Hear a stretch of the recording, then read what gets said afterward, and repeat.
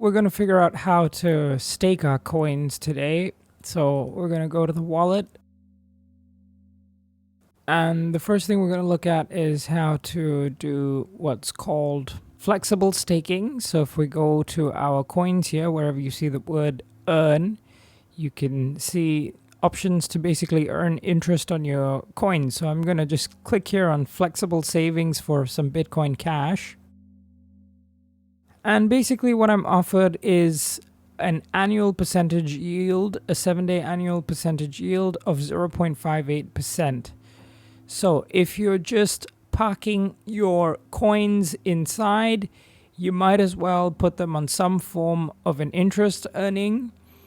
And flexible is a very safe one. So I'm just going to come here. I'm going to click the max button. That's all my Bitcoin Cash. And I'm going to click here. I've read and I agree. And I'm going to go transfer confirmed. And what's going to happen is the Bitcoin Cash